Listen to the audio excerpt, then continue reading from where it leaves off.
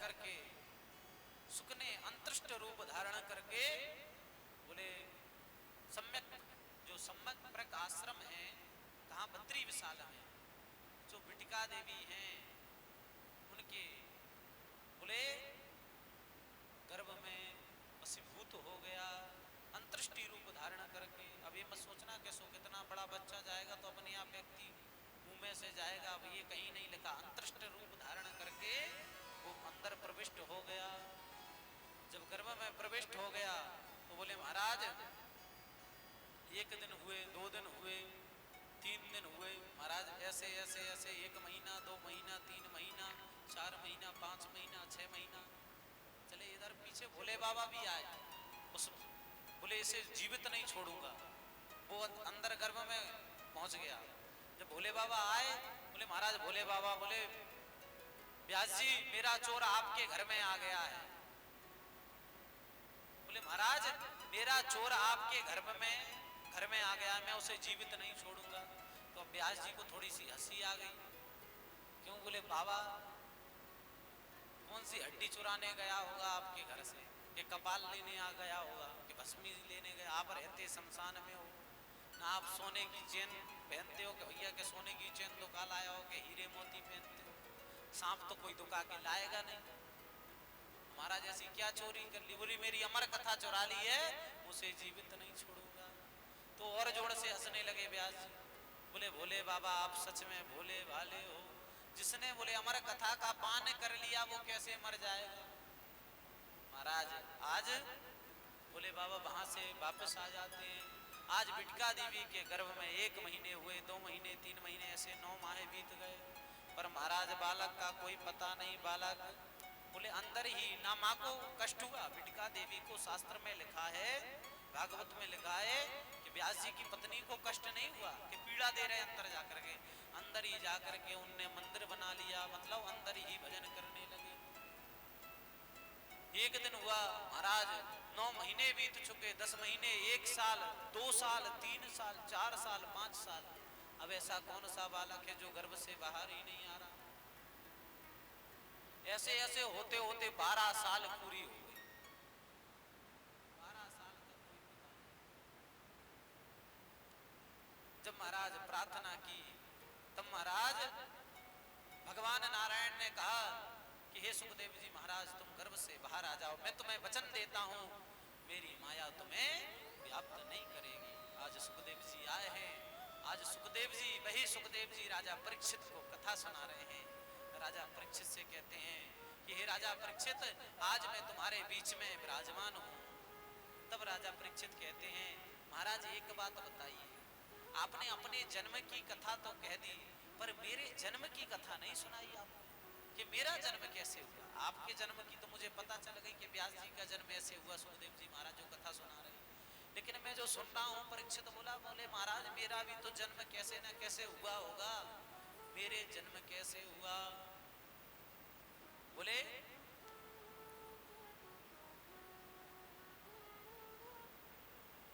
बोले आपके जन्म की कथा हम सुनाते हैं। बोले एक बार की बात है। बोले क्या? प्रकोदरा कौरव सृंजयानाम भग्नेषु दंडे धृतराष्ट्रपुत्रा। बोले प्रकोदरा कौरव सृंजयानाम वीरेषु वीर गते गतेषु भग्नेषु दंडे धृतराष्ट्रपुत्रा। बोले महाराज कुरुक्षेत्र की भूमि में बोले दुर्योधन भीम की गदा से विकल होकर के डला है, पीड़ा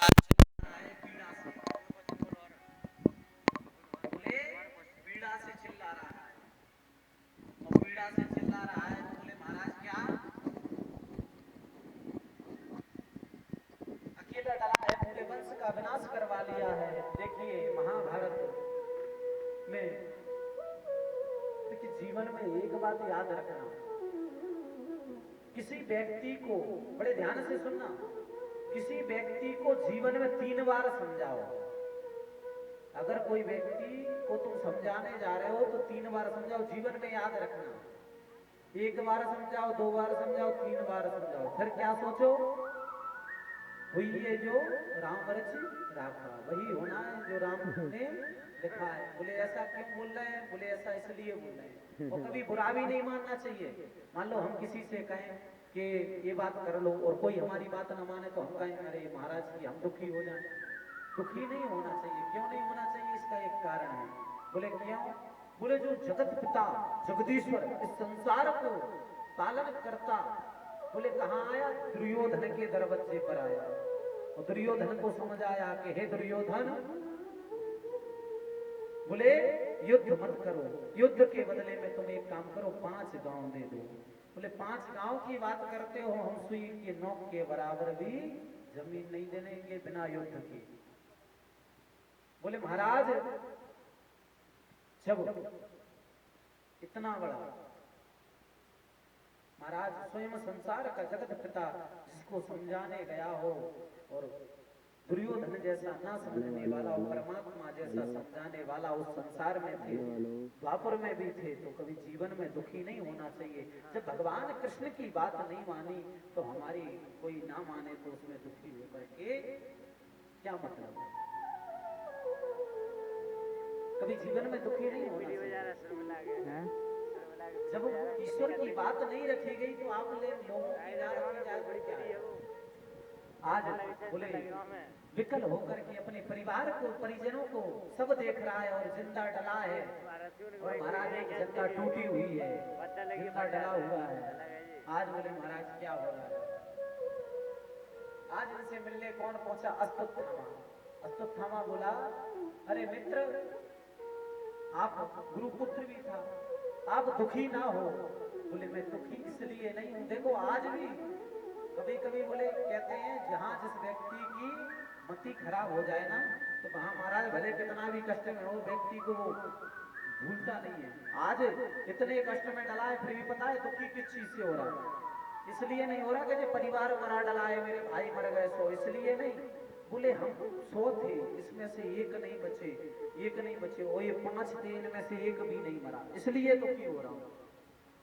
कहते हैं तुलसी बाबा इसलिए तो कहते हैं जहां सुमति तहां संपत्ति नाना, जहां घुमति तहां विपत निदाना, जहां सुमति तहां संपत्ति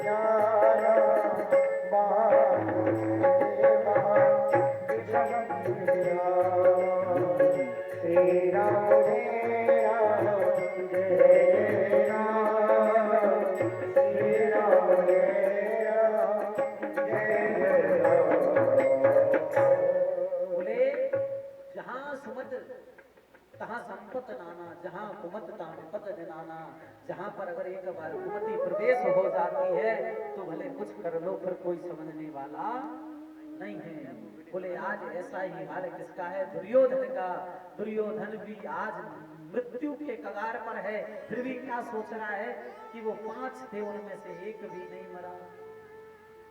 बोले अगर तुम मुझे सुख देना चाहते हो तो अस्तुत्थामा जाकर के एक पांडव को मार कर ले आओ, मैं खुश हो जाऊंगा। बोले तुम एक ही बात करते हो, हम 5 के सिर में आपको लेकर के दूंगा, 5 के सिर में आपको लेकर के दूंगा। आज चल पड़ा है, आज उसने राज तिलक कर दिया। बोले आप ही इंद्रप्रस्थ के राजा हो आज से, आज चला गया। महाराज डर तो अस्तुत्थामा के अंदर भी था कि पिट जाऊंगा, तो इसने क्या किया? बोले रात्रि काली। महाराज जिसका ईश्वर रक्षक होता है उसे कोई मार नहीं सकता। पांडवों को नींद नहीं आ रही, इतने में भगवान श्री कृष्ण इनके शिविर के अंदर पहुंचे। पांडव बैठे थे, उन्हें नींद कहां से आएगी? एक तो विजय की रात्रि, एक कभी दुख में या सुख में कभी नींद नहीं आती। अगर ज्यादा सुखी होगा तब भी नींद नहीं आएगी। विजय की रात्रि तो बोले महाराज चलो चांदनी रात है, टहलने के लिए चलते हैं, घूमने के लिए चलते हैं। उन्हें ले जाकर के चल दिए। इधर बोले उनके जो शिविर था उसमें आकर के पांडवों के जो बालक थे वो उनके जहाँ पर वो सेन करते थे वहां आकर के लेट गए, वहां आकर के सो गए। अब महाराज क्या हुआ, अश्वत्थामा रात्रि में आया डुंगर के शिविर में और उन पांचों पांडवों के बालकों के सिर पांडव समझ करके काट काट करके एक पोटली में रख करके ले गया। रात्रि रात्रि जाकर के पहुंचा दुर्योधन के पास कि हे दुर्योधन देख, तुम एक सिर की बात कर रहे हो तो मैं 5-5 सिर लेकर के आ गया। दुर्योधन ने देखा, दुर्योधन खुश हो गया। जैसे ही खुश हुआ और जब पोटली खोल के देखा तो दुखी हो गया और इसे श्राप था कि एक दिन एक साथ में सुखी और दुखी होगा, उसी दिन इसकी मृत्यु हो जाएगी। दुर्योधन कहता है अरे तूने इन्हें क्यों मारा, अब तो हमारे कुल का ही तो था तो कुल का ही, अब मृत्यु का समय आ गया। जब बुद्धि ठिकाने पे आई तब वो क्या कहता है, ये मेरे कुल के ही तो थे, पांडवों को मारना चाहिए था, ये मेरे कुल में पानी देने वाला भी तूने नहीं छोड़ा और प्राणों को त्याग देता है। अब महाराज उन बालकों के सिर गायब हैं और सब अकेले उस शरीर पर धड़ डले हैं। जब सुबह के 8 बज गए, सूर्य चढ़ाया, महाराज 2 घड़ी सूर्य ऊपर आ गया। जब देखा, पहले तो जैसे घड़ी चौघड़िया के हिसाब से टाइम चलता था, तो सूर्य 2 घड़ी चढ़ाया। द्रौपदी ने सोचा कि नित्य जो ये बालक थे मेरे प्रणाम करने आते थे, पैर छूने के लिए आते थे, लेकिन आज पैर छूने के लिए ये नहीं आए, क्या कारण है? आज महाराज जब उसने सोचा कि जाकर के देखूं तो सही, और जाकर के पहुंची है तो क्या देखा, देखिए उस माँ के ऊपर क्या बीती होगी कि जिसके 5-5 बालक, जिनका शरीर सिर्फ बिस्तर पर हो, उसके जो बालक गर्दन हो। महाराज उस माँ के हृदय पर क्या बीती होगी, आप देखिए कि जिसके माँ के सम्मुख 5-5 पुत्र लेटे हुए हैं मृत अवस्था में, उसकी क्या उत्कंठा होगी उसके मन में। माता शिशूनां निधनं सुतानां निशम्य घोरा परितप्यमाना। माता शिशूनां निधनं सुतानां निशम्य घोरा परितप्यमाना। द्रौपदी कांपने लगी, ना तो चिल्ला पा रही, आवाज बंद हो गई, कंठ अवरुद्ध हो गया, ना रो पा रही है, एक जगह स्थिर होकर के रह गई। जब सबों को देखा, माता शिशूनाम निधनम सुतानाम निशम्य घोरा परितप्यमाना। बोले महाराज नेत्रों से आंसू निकल रहे हैं, ना तो चिल्ला पा रही, कंठ अवरुद्ध हो गया, वहीं खड़े रही, कांपने लगी कि ये क्या हुआ मेरे साथ। जिसके पुत्र शाम के सोए हों और सुबह उसके सिर ना हो, सिर्फ धड़ बिस्तर पर लेटा हो, उस माँ की गति देखिए क्या हो। आज रुदन करने लगी, हे ईश्वर अगर दंड देना था तो मुझे दंड दे दो। आज रुदन करने लगी। जब पता पड़ा, अर्जुन आया, अर्जुन कहता है कि जिसने भी ये कार्य किया है मैं उसके सिर को काट दूंगा, उसे मृत्यु दंड दूंगा। तभी द्रौपदी तुम्हारे आंसुओं को मैं पहुंचूंगा, तभी आपके आंसुओं को हटाऊंगा। महाराज आज किसी ने बताया कि अश्वत्थामा इस शिविर के आसपास भटक रहा था। पता चला भगवान को सारथी बना करके अर्जुन चल दिया। अश्वत्थामा ने देखा अर्जुन को कांपने लगा, उसने सोचा कि आज ये मुझे जीवित नहीं छोड़ेगा, तो अपने बचाव के लिए क्या किया, बोले महाराज उसने ब्रह्मास्त्र को साध करके छोड़ दिया। तब छोड़ा तो महाराज इधर एक कांप उठा, क्योंकि ब्रह्मास्त्र का कोई तोड़ नहीं है। तब भगवान कृष्ण कहते हैं कि हे अर्जुन, तुम्हें तो इनके पिताजी ने सिखाया था। बोले क्या, इसे तो सिर्फ चलाना आता है ब्रह्मास्त्र। बोले शक्ति शक्ति को काटती है, तुम भी ब्रह्मास्त्र चला लो और ब्रह्मास्त्र जब शांत हो जाए तो पुनः वापस कर लेना। इसे चलाना आता है पर वापस करना नहीं आता। इधर अर्जुन ने भी चला दिया तो वो महाराज शांत करके जा करके पकड़ लिया और पकड़ कर रस्सी से बांध करके जब ले आए तो महाराज इसको मारने के लिए सभी लोग दौड़ने लगे। जैसे ही रस्सियों से बंधा देखा तो महाराज द्रौपदी दौड़ी और द्रौपदी खोदने लगी। मुच्चिता मुच्चिता घोरा, क्या कहती है? मुच्चिता मुच्चिता घोरा ब्राह्मणा निरता कुरु। बोले मुच्चिता मुच्चिता अर्थात इसे छोड़ दो, छोड़ दो, और ये तुम्हारे गुरु का पुत्र है। और मुझे पता है मां गौतमी का कोई सहारा नहीं है जीवन का, क्योंकि इनके पति तो पहले ही मृत्यु को त्याग कर चुके हैं शरीर का, युद्ध में पहले ही से इनका मृत्यु हो चुकी है। इसे छोड़ दो। मुच्चिता मुच्चिता घोरा ब्राह्मणा निरता गुरु, छोड़ दीजिए आप। बताइए आज भी उसके अंदर दया भाव है, उसके बालकों को मार दिया। आजकल की कोई स्त्री होती बोलती दे सिर फोड़ दे। आजकल की आपने भैया देखी, अगर झगड़ा हो जाए बोलती सिर फोड़ दे, तेरा फोड़ा है तो तू भी फोड़ दे। लेकिन आज वो क्या कह रही है?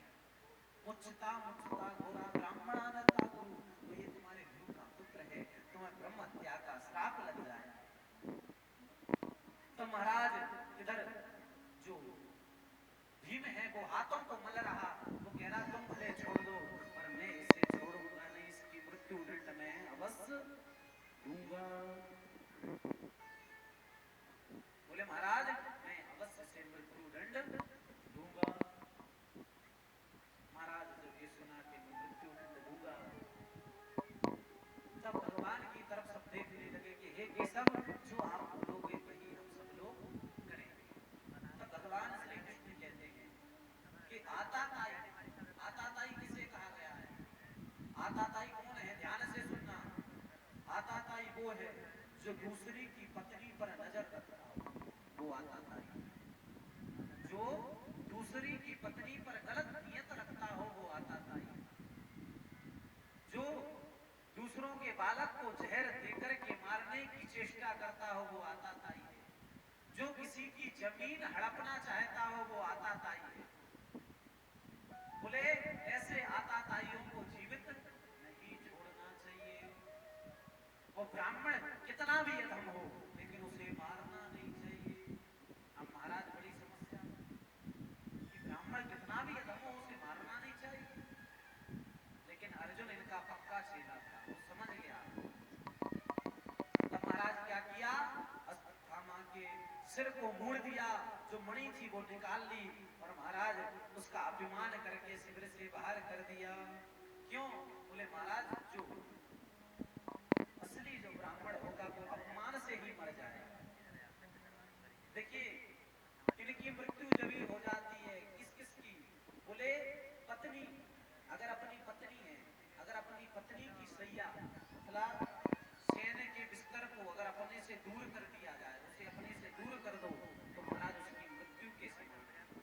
अगर कोई राजा हो बड़ा और उसकी कोई छोटा मोटा महाराज मंत्री हो, उसकी बात ना माने राजा की, तो राजा की मृत्यु के समान है। उस राजा को मर जाना चाहिए, उस स्त्री को मर जाना चाहिए जो अपनी पुरुष उसे परित्याग कर दे।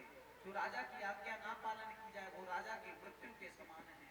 बोले महाराज जो ब्राह्मण का अपमान हो जाए तो वो ब्राह्मण जीता रहे, उसका भी मृत्यु के समान।